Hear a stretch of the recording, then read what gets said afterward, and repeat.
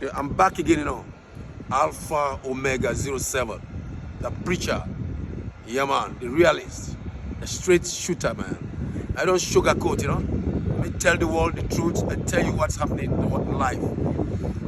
So if you, whatever social media network you follow, Instagram, YouTube, Facebook, you name it, hey, please don't forget to press that like button and subscribe, because there's a lot of things going on and I need to talk. I need that subscription button. Press it, man.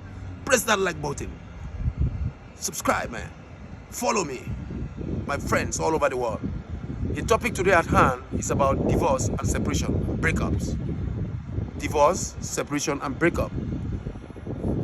Now, here's the thing. When you enter in any relationship, there's one thing you have to prepare for. Prepare for the worst and pray for the better or the best. Because we, as human beings in this world, we always think that when something is sweet, it's never going to be bitter. If a relationship is sweet, it's good. That's what we want. We want to hear people being together for 40 years, 50 years. We want to see people in a relationship to spend their whole life together, they spend their golden years together. But to be specific, I'm going to address the issue of separation and divorce and breakup here in Canada, specifically Calgary, because I live in Calgary now. But with my knowledge all over the world, I've been to Mexico. I've seen a lot of people divorce, separate and break up. Live in Africa, I've seen that. Here in Canada, I've seen that. So what is the reason? What's the reason behind it? Well, let's talk about it. That's why I'm here. The preacher is back again. We have to prepare when we enter any relationship. We have to sit down and talk. It's like when you have a problem, you go see a lawyer.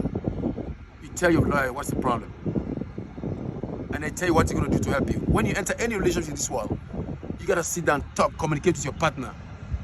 Talk about the differences. Obviously, if you're in a relationship with somebody, obviously there's going to be a difference. You can't even get along with your own brothers and sisters of the same mother and father. How do you expect to get along with somebody who is not even from the same genetic makeup?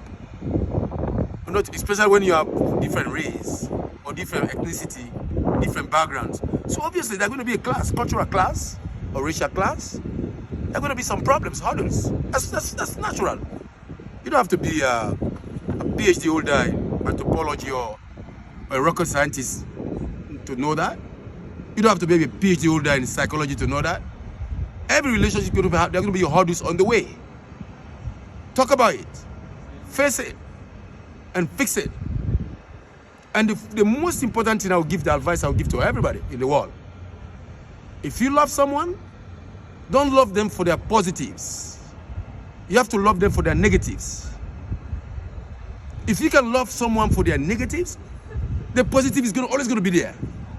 And the reason why people separate and divorce and break up, because they cannot accept others' negatives. That's the main reason why. People don't want to accept other people's negatives. Well, here, for example, if you meet a beautiful woman today, she might go and tell her friends, or if you meet a beautiful boyfriend today, he might go and tell all his friends, oh my God, I met the most beautiful guy in my life. Very nice guy, good looking, nice, friendly. His name is Ryan. Outgoing guy, smart, well dressed. Everything is sweet when it begins. The beginning is always sweet. When you get to the middle, the hurdles start showing up. Problems start showing up. Well, so oh, I thought Dave was a nice guy. Why doesn't clean up anymore? I thought Dave was a good man. Why doesn't call me anymore?